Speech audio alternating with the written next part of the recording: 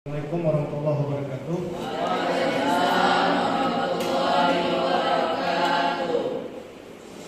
Terima kasih atas waktu dan kesempatan yang diberikan. Yang kami hormati Saudara Penyelenggara, Sultanawati, TP2A. Kemudian ada Bapak Ibu Kaprodi ya, ada yang saya kenal Ibu Cu DLC. Terima kasih sudah hadir Bu. Kemudian ada rekan mahasiswa dan Bapak Ibu lainnya yang sudah hadir di aula Fakultas Kedokteran dalam rangka kita sedikit berbagi atau sharing berdasarkan materi yang sudah kami persiapkan dan pengalaman-pengalaman yang kami dapatkan di lapangan, khususnya tentang kewirausahaan atau penguatan kewirausahaan itu sendiri. Oke, baik, untuk pertama sekali kita akan memulai dengan bagaimana cara penguatan kewirausahaan dan produk unggulan di sebuah perguruan tinggi. Mungkin teman-teman sekalian, Bapak Ibu sudah sangat memahami ya apa itu kewirausahaan. Ya, saya lihat di sini juga beberapa gampang-gampangnya emang entrepreneur sudah ada yang sudah mulai menjalankan kewirausahaannya dan juga ada yang akan memulai ya. Dari bagi Bapak Ibu dosen mungkin ini sudah tidak asing lagi secara akademis, secara teori. Ini adalah kewirausahaan itu adalah semangat yang pertama. Ingat, yang harus kita garis bawahi adalah semangat untuk menciptakan sesuatu yang baru. Artinya kita bukan memodifikasi produk orang. Makanya setiap lomba proposal bisnis atau bisnis plan kewirausahaan itu selalu ditekankan plagiasi.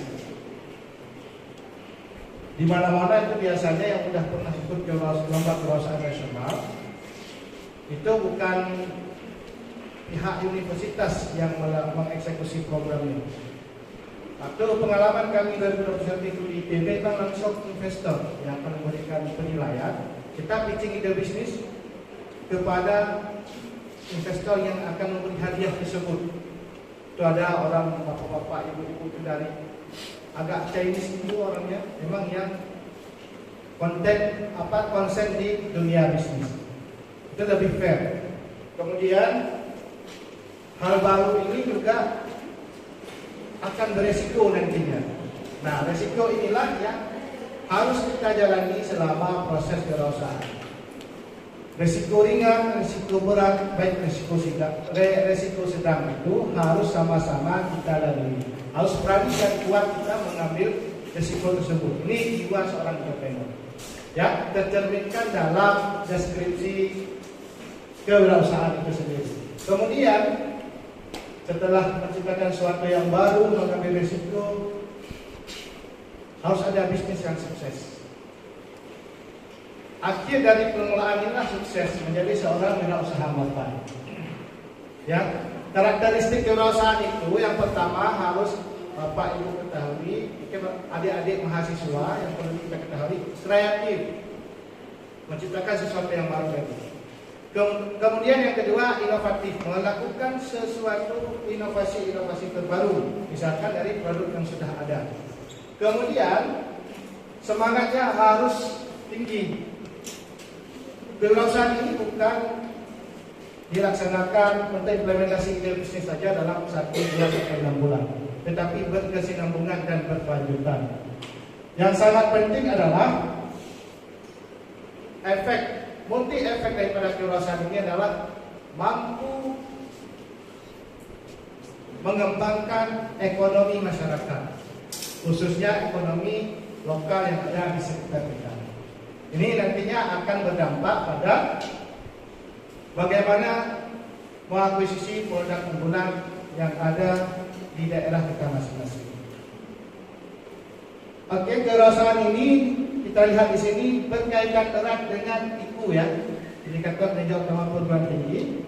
Yang pertama dan yang kedua, ini merupakan dampak daripada kualitas lulusan, yaitu lulusan harus mendapatkan pekerjaan yang layak. Bagaimana pekerjaan yang layak itu? Pendapatan bulanannya harus di atas level provinsi. Kemudian harus menjadi seorang wirausaha. Ini indikatornya nanti ke kualitas lulusan dari Universitas Abhayatama sendiri. Atau juga melanjutkan studi. Yang kedua, mahasiswa mendapat pengalaman di luar. Ini dengan berbagai macam proyek yang ada dilaksanakan MBKM hari ini. Mungkin ini juga dari bagian dari MBKM. Ada magang merdeka, NSIB, wirausaha merdeka, pertukaran pelajar. Mungkin sebagian daripada sini kita sudah berkecimpung di dunia MBKM tersebut. Nah, dua indikator ini tadi yang akan menunjang selain prestasi kampus Abhayatama juga akan menunjang kualitas lulusan daripada kampus Abhayatama itu sendiri. Ada isu strategis yang harus kita lihat Bapak Ibu di sini. Yang pertama, tingkat pendidikan. Tingkat pendidikan usia penduduk kerja di Indonesia ini, terutama sekali keterampilan teknis dan kemampuan manajerial ini perlu ditingkatkan. Ini seperti yang saya sampaikan tadi di awal bahwa keterampilan teknis ini sangat minim dimiliki oleh semua orang. Dan juga kemampuan manajerial. Baik itu dalam memulai usaha, kita masih tertinggal kalau dibandingkan negara-negara maju lainnya seperti Korea, Malaysia, Filipina, dan Singapura. Hari ini kita semua menguasai konsep kewirausahaan. Gak ada ya, mungkin sebagian besar sudah paham teori tentang kewirausahaan itu sendiri apa. Namun, implementasi atau actionnya, keterampilan dalam skill teknis dalam berwirausaha atau kemampuan manajemen wirausaha ini sendiri itu masih sangat minim sekali. Ini isu-isu yang sedang berkembang sampai dengan hari ini. Nanti akan kita lihat ke slide ke depannya tentang beberapa kebijakan. Yang kedua adalah keterbatasan kesempatan kerja. Informasi serta kapasitas untuk berusaha masih minim, terutama perdesaan yang memiliki peluang dan potensi besar untuk berusaha. Ini Bapak Ibu isu strategis nasional yang kedua, kesempatan kerja. Artinya lapangan kerja kita masih sedikit. Walaupun pemerintah hari ini dengan berbagai kebijakannya terus melakukan inovasi membuat kebijakan-kebijakan baru untuk mengurangi salah satu keterbatasan lapangan pekerjaan. Kapasitas untuk berusaha sangat minim, terutama dalam kawasan pedesaan. Ini nanti bisa dimanfaatkan oleh Bapak Ibu dosen untuk menggali potensi di desa dalam rangka menggarap suatu produk unggulan universitas atau program studi. Peluang dari isu nasional tersebut dapat kita simpulkan,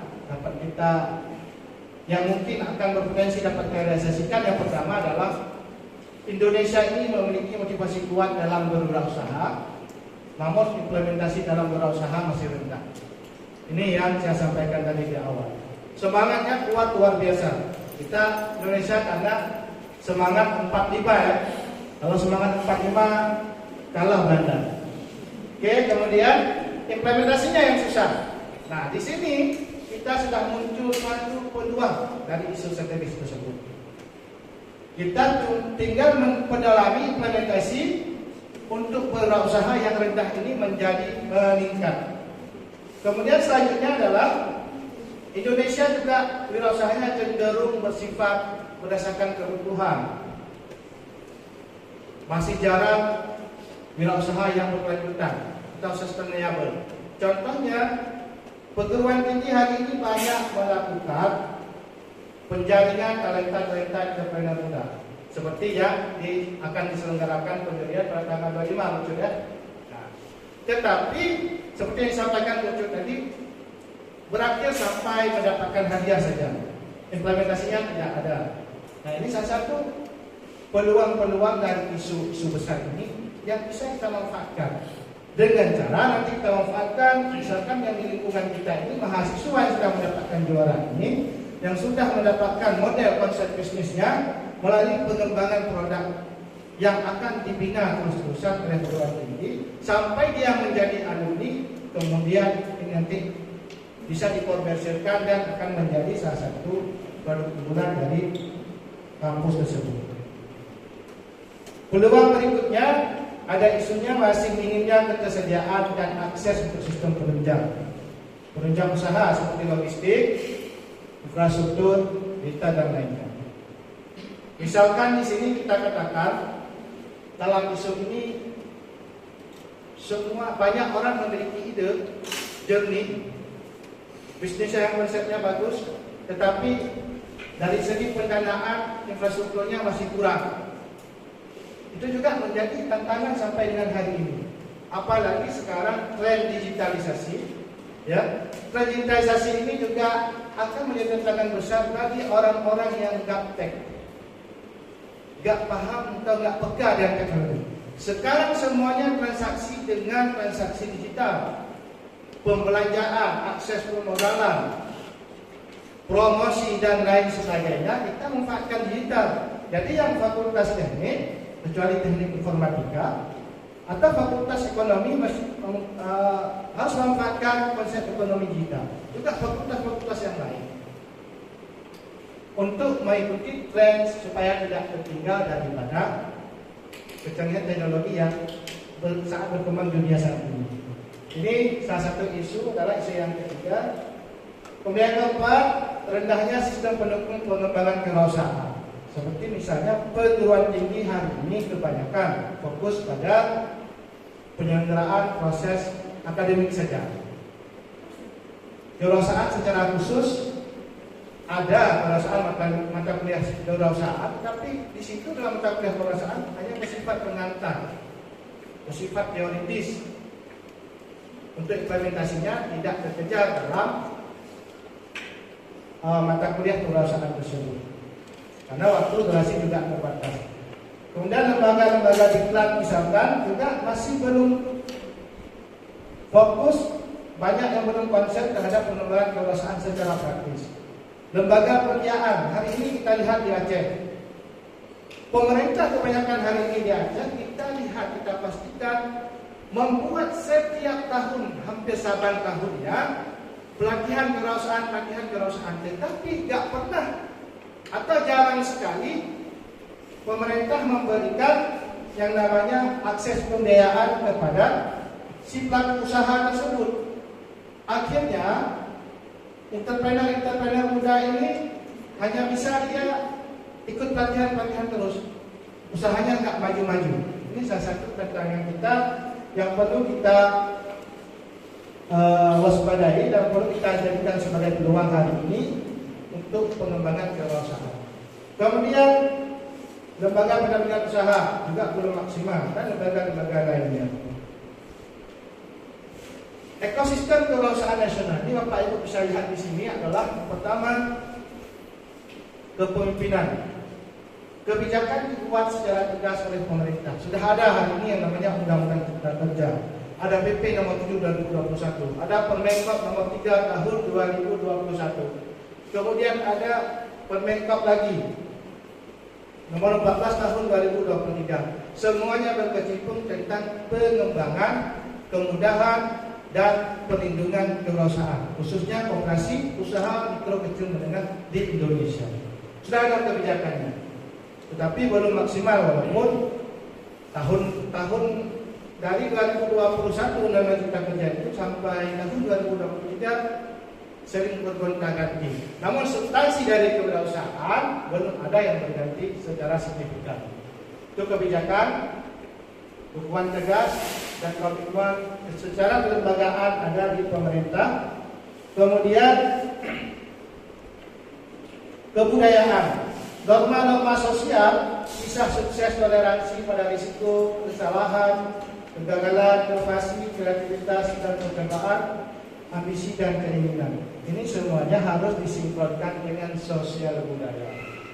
Yang berikutnya sumber daya.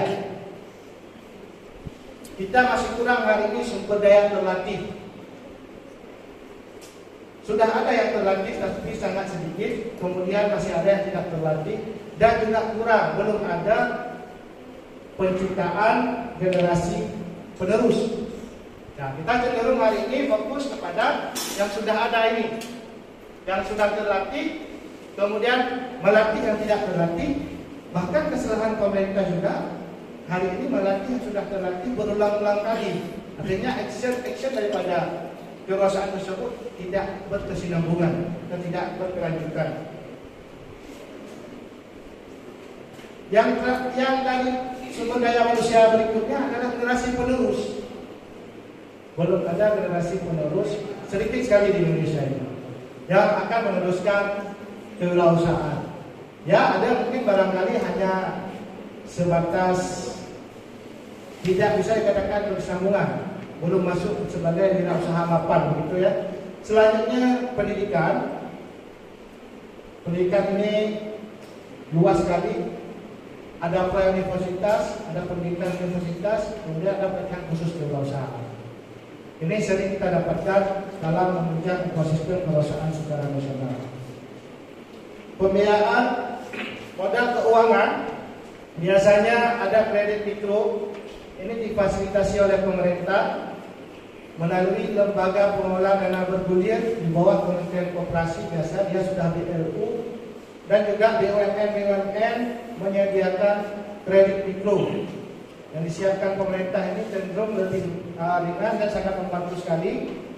Selain itu juga modal keuangan dari pembiayaan ini didapatkan dari investor, teman, bahkan keluarga. Kemudian juga ada yang nekat sekali untuk merintis kewirausahaannya melalui berutang. Nah, tetapi ini resikonya besar dalam berutang ini. Yang itu tadi, karena konsep kewirausahaan kita adalah harus berani mengambil resiko. Karena yang ada di pikiran kita adalah mampu mengakuisisi modal setelah usaha kita jalan. Kemudian berikutnya adalah pasar. Pasar adalah hal yang menarik, yang fokus besar ekosistem, pilar-pilar ekosistem kewirausahaan ini, yang menentukan keberhasilan dan tidaknya keberlanjutan kewirausahaan kita adalah pasar. Produk kita hari ini misalkan produk yang sudah lama, perlu kita inovasi baru, melakukan inovasi baru untuk diterima oleh pasar. Dan juga masalahnya sekarang, ini adik-adik semuanya yang akan membuat bisnis plan nanti, produk kalian ini harus benar-benar diterima oleh pasar berdasarkan kebutuhan pasar, bukan berdasarkan pikiran kita masing-masing. Kalau kita lihat ada berapa fakultas di sini, ada kesehatan, ada ekonomi, ada sains. Ini sangat, kalau semuanya bisa membuat sebuah ide wirausaha sesuai prodi masing-masing, sangat luar biasa sekali. Ini mungkin bisa jadikan tantangan produk unggulan kita. Misalkan medis ya, medis walaupun sudah banyak dia sama, apa yang dibuat untuk ide bisnisnya. Kemudian teknik yang banyak sekarang kita lihat kan kuliner di mana-mana kebanyakan kuliner. Industri kreatif, startup misalkan. Startup ini sama pelaku usaha pemula berbasis teknologi. Pernah dengar Uma? Ada yang pernah dengar Uma? Dia sejenis Gojek, melayani antar orang, tapi khusus ibu-ibu perempuan.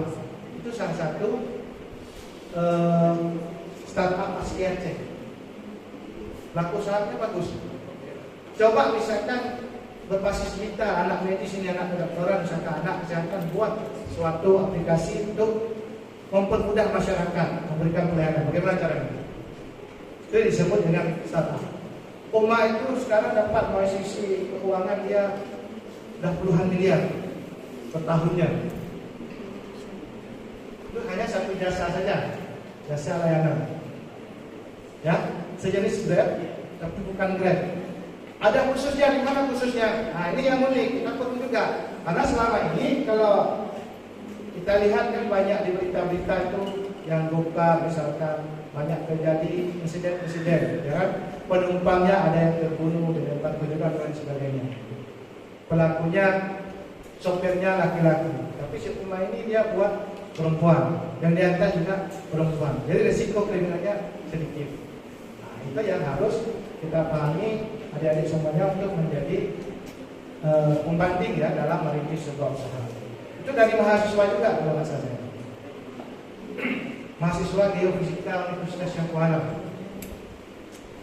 Mungkin nanti dari mahasiswa teknik Fakultas Teknik Aulia Tama ada yang sejenis umma, bukan umma namanya, bisa jadi abah atau abu ya kan, kita bisa, tapi kita fokus ke konsep yang lain yang sampai sama dengan yang sudah ada. Kemudian penelitian kita lihat di sini ada lembaga profesi seperti akuntansi. Nah, ini juga sebagai penelitian karena ini ada entitas, ada SKK sendiri dalam membuat laporan keuangan UMKM. Ada SMKM namanya. Nanti kalau lebih jelas masalah SKK tanya ke Bu Delsi, beliau kan orang akuntansi ya. Ya, ada entitas UMKM, ya ada SKK tersendiri. Kemudian koperasi, misalkan membuat koperasi itu ada SKK khusus, ada norma khusus. Jadi kita ini harus belajar, harus belajar juga dengan lembaga-lembaga profesi seperti Ikatan Akuntan Indonesia. Kemudian perbankan, ini lembaga-lembaga profesional yang akan menunjang kewirausahaan. Kemudian telekomunikasi seperti penggunaan infrastruktur jaringan dan sebagainya, termasuk advokasi dan bantuan hukum karena ini berkaitan dengan legalitas usaha, transportasi dan logistik, kemudian perusahaan inkubasi bisnis, ini yang sangat penting sekali. Untuk model pengembangan kewirausahaan nasional sendiri bisa kita lihat di sini. Yang pertama, regulasinya atau kebijakannya ada di pemerintah ya sebagai eksekutif, yaitu kementerian dan lembaga. Khusus kewirausahaan ini sekarang banyak lembaga. Kemenkop KM ada, sekarang Kemenkop pecah menjadi dua. Kemudian ekonomi kreatif, kemudian Kemenpora. Nah, inilah lembaga-lembaga kementerian yang membuat kebijakan kewirausahaan sesuai lingkupnya masing-masing. Juga ada di pemerintah daerah. Ya, implementasinya di mana? Ada juga implementasi di kementerian lembaga langsung, pemerintah provinsi, pemerintah daerah, dunia usaha, masyarakat melalui ini lembaga inkubator, lembaga pendidikan kayak kita ini. Kemudian ada lagi sains dan teknopark. Kemudian ada lembaga organisasi pelaksanaan lainnya seperti yayasan dan sebagainya yang fokus pada kewirausahaan. Kemudian kalau di provinsi ada namanya Pusat Pelayanan Usaha Mikro PLUD. Bagaimana modelnya? Yang pertama dari masyarakat umum. Nah, ini kita nih. Ini ibaratnya masyarakat umum mahasiswa ini ya. Kemudian kita ketika menyusun proposal ide bisnis itu disebut namanya calon wirausaha. Belum sebagai wirausaha, calon wirausaha. Tetapi dari ide bisnis itu kita ciptakan ke dalam implementasikan ke dalam produk kita atau jasa kita, itu disebut calon wirausaha. Masih belum juga menjadi wirausaha. Kemudian dari produk itu sudah menjadi, sudah jalan bisnisnya, itu baru disebut kita sebagai wirausaha pemula. Seterusnya, ketika kita sudah tidak ada perubahan-perubahan di bisnis lagi, produk kita sudah jalan, itu disebut sebagai wirausaha mapan. Itu sudah berkelanjutan. Kalau wirausaha pemula ini bisa-bisa dia putus di tengah jalan karena kesulitan dan faktor lainnya, baikkah itu faktor hukum ataupun faktor modal, pembiayaan dan lain sebagainya. Ini ada akhirnya nanti di wirausaha mapan. Kalau kita wirausaha mapan itu biasanya dia sudah orientasinya pasarnya, kalau misalkan di Aceh kita bilang udah pasar nasional, kemudian mau orientasi ekspor. Orientasi ekspor, kemudian juga biasanya udah membuat standarnya standar internasional, standar global. Nah, ini untuk Bapak Ibu dan rekan-rekan semuanya bisa dibaca-baca kembali. Kebijakan-kebijakan ini ada dalam PP nomor 7 tahun 2021 tentang kemudahan dan perlindungan UMKM dan koperasi. Kemudian Permenkop nomor 14 tahun 2023 tentang norma standar prosedur dan kriteria pengembangan inkubasi. Kemudian ada SKKNI juga. Bagaimana untuk SKKNI inkubator bisnis ada dalam Permenaker nomor 144 tahun 2019. Sebelumnya di kita udah ada inkubator bisnis. Belum ada ya? Belum ya? Nah ini Bapak Ibu, ini perlu peran perguruan tinggi dalam pengembangan kewirausahaan. Yang pertama sekali, mengintegrasikan materi kewirausahaan dalam kurikulum. Ini bukan hanya di Fakultas Ekonomi saja. Yang saya sampaikan tadi bahwa setiap prodi ini punya potensi besar untuk melahirkan produk-produk unggulan. Jadi silakan Bapak Ibu adopsi atau melakukan studi banding ke perguruan tinggi yang sudah mengintegrasikan materi kewirausahaan ini dalam kurikulum pembelajaran. Kemudian menyediakan fasilitas inkubator bisnis. Ini penting inkubator bisnis. Inkubator bisnis ini tadi untuk mengadopsi, untuk mengimplementasi daripada mahasiswa yang sudah mendapatkan kurikulum kewirausahaan dalam kelas, kemudian masuk proses inkubasi ini untuk mendalami supaya dia benar-benar menjadi seorang entrepreneur dan melahirkan produk unggulan. Selanjutnya mengadakan kompetisi bisnis. Ini sudah sering kan? Tahun kedua ini kita ya. Ini sudah ada berjalan di Abiyatama. Ini sering banyak dilakukan kalau mengadakan kompetisi bisnis. Kemudian yang perlu juga membentuk jaringan kerjasama dengan industri. Kita ada namanya program kedai retail. Nah, itu salah satu fokusnya adalah bisa menunjang ekosistem kewirausahaan dan juga bisa untuk mengakuisisi buat kerjasama dengan dunia usaha dengan industri. Bagaimana supaya kampus kita Abiyatama ini juga memiliki hak dalam produk yang dia realisasikan, dia operasikan sehari-hari, baik produk atau jasa. Jadi kita itu nanti bisa menjadi salah satu penerima manfaat dengan mengakuisisi produk-produk tersebut.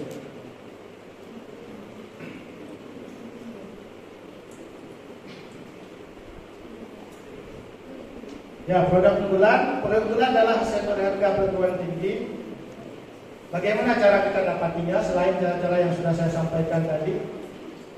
Yang pertama, bisa dengan cara hilirisasi dan inovasi hasil penelitian dan pengabdian dosen. Pak Ibu buat penelitian, melakukan pengabdian masyarakat di desa itu banyak potensi tapi cara mengelolanya masyarakat desa itu kurang paham. Saya potensi yang besar itu tidak dimanfaatkan. Dengan cara hilirisasi ini dan melakukan inovasi, kemudian perguruan tinggi akan mendapatkan produk unggulannya. Kemudian satu hal lagi dengan pengembangan teknologi dan startup. Contoh yang serumah tadi, itu jasa startup. Atau nanti mungkin adik-adik ini bisa buat konsep baru. Dalam merumuskan ide bisnisnya besok, gak perlu produk semua, jasa juga perlu, penting. Sekarang kita kebutuhan jasa untuk memudahkan, kan banyak apa misalkan yang bisa berpikir potensi itu begini. Ketika kita berangkat dari rumah ke kampus, apa yang menyulitkan kita? Apa yang membuat berat kita? Itu bisa menjadi brainstorming sendiri untuk membuat suatu ide bisnis. Dari situlah kita coba mempelajari gimana ini. Oh kalau begini itu menjadi sebuah solusi. Jadikan ide bisnis. Itu disebut nanti kalau udah itu dia sebagai startup. Startup gak usah punya kantor, dia di langit ya. Tapi banyak cuan ya. Oke, kemudian kriteria produk unggulan.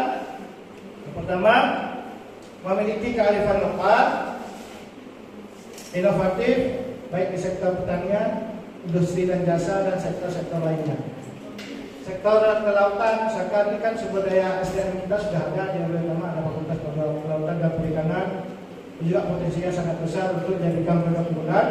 Kemudian mempunyai daya saing tinggi di pasar.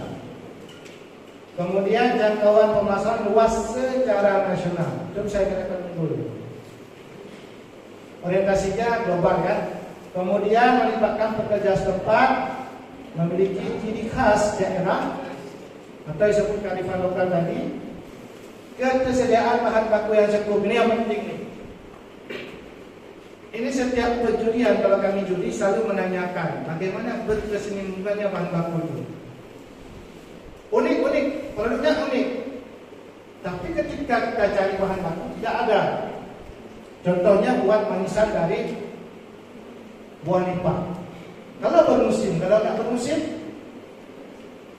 nah itu manajemen supply chain juga perlu kita perhatikan dalam merumuskan sebuah ide bisnis. Nah ini sudah ada satu kunci yang untuk presentasi besok. Bahan baku harus tersedia berkesinambungan.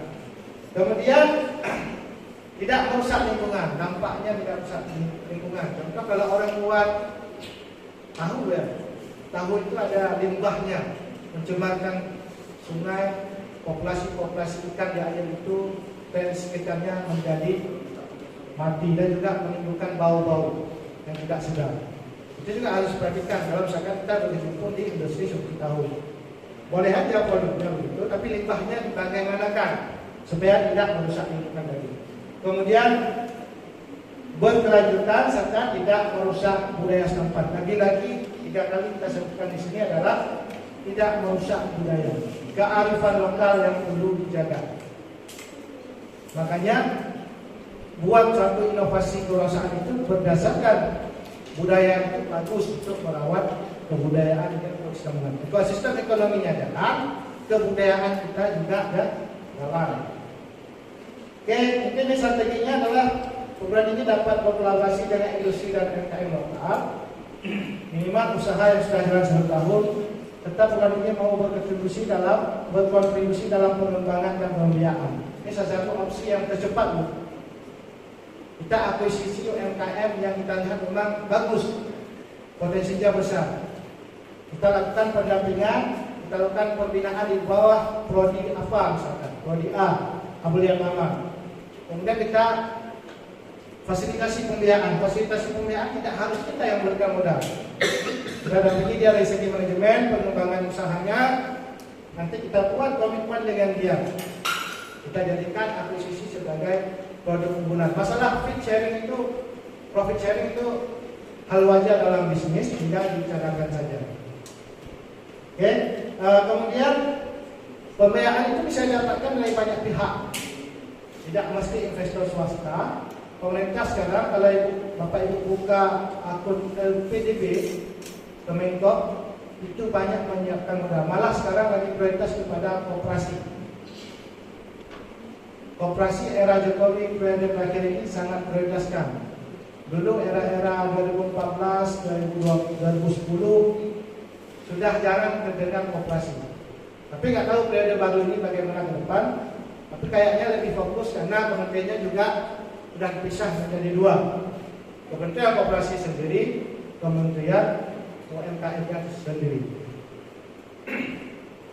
Strategi penguatan kewirausahaan PT yang lainnya, pertama, identifikasi potensi kewirausahaan mahasiswa. Caranya melalui seleksi proposal bisnis yang tadi, mendirikan inkubator bisnis, integrasi kewirausahaan dalam proses pembelajaran, memberikan pendampingan dan mentoring. Nah, setelah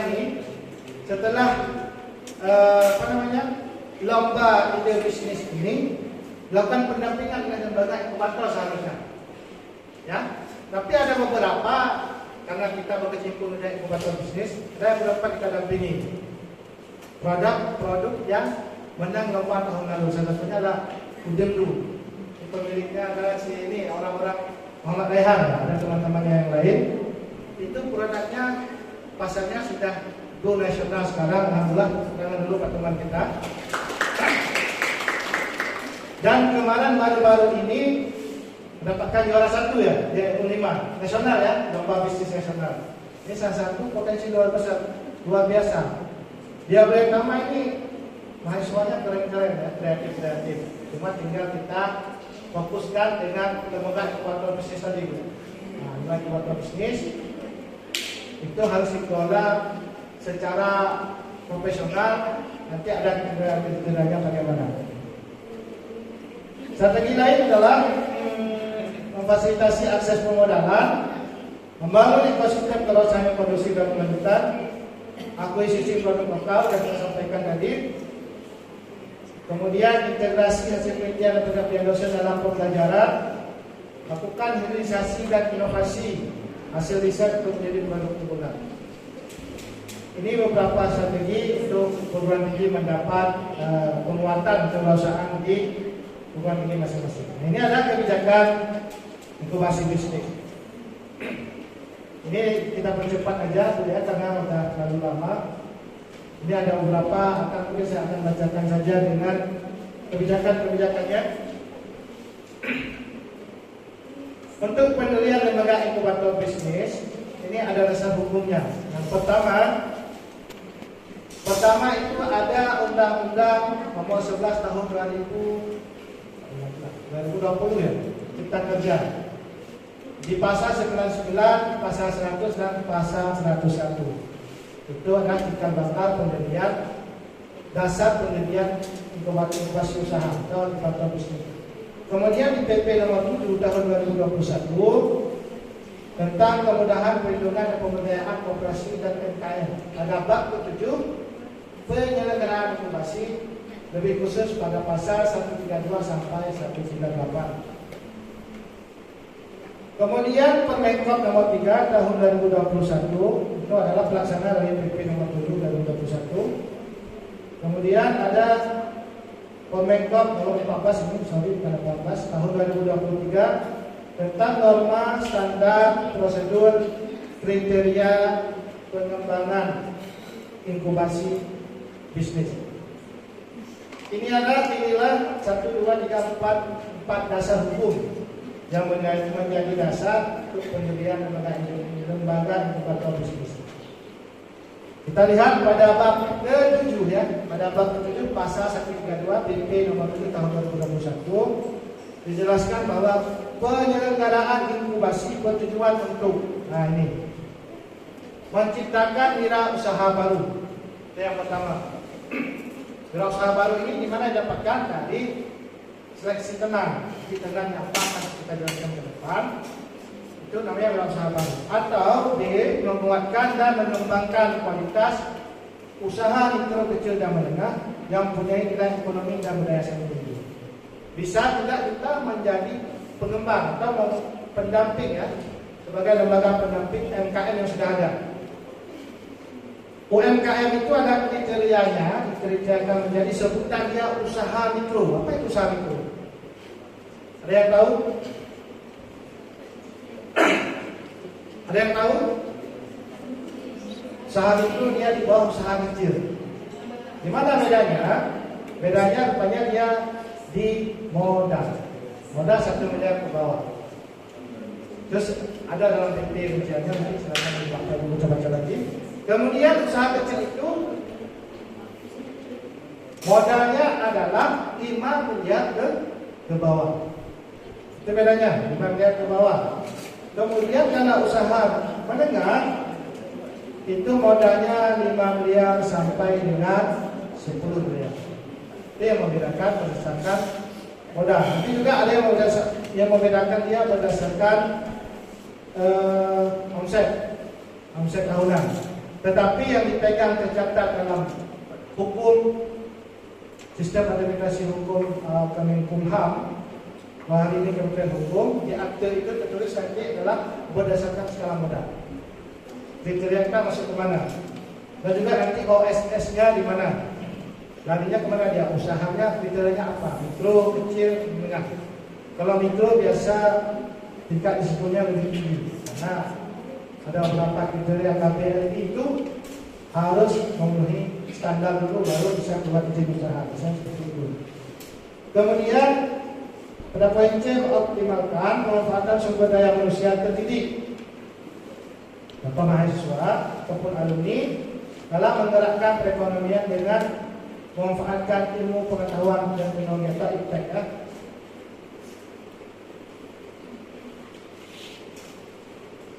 Ini pada pasal 134 penyelenggaraan inkubasi dilakukan oleh lembaga inkubator. Lembaga inkubator adalah diselenggarakan oleh lembaga pendidikan. Nah, lembaga pendidikan ini bisa kampus, universitas dan lain sebagainya. Kemudian adalah lembaga badan hukum, badan usaha dan atau masyarakat. Masyarakat di sini seperti yayasan yang tidak berkecimpung di dunia pendidikan.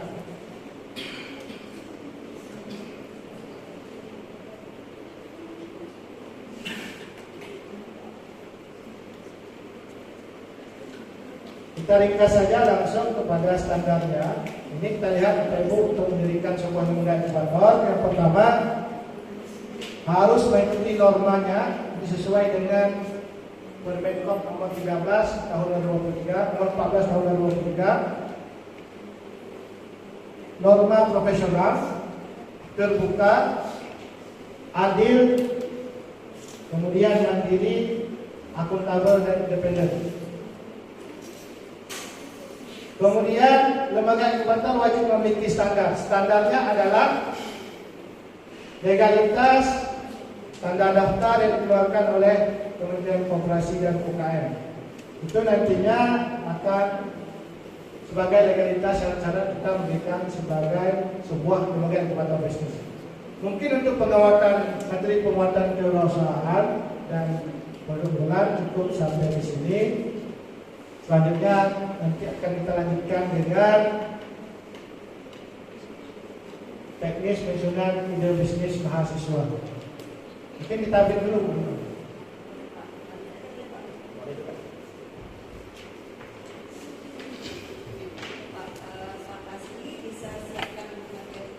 Adik-adik udah tahu ya besok apa yang mau ditanyakan. Jadi Pak Asmi udah kasih clue-nya ya. Yang pertama apa tadi? Apa yang mau ditanyakan?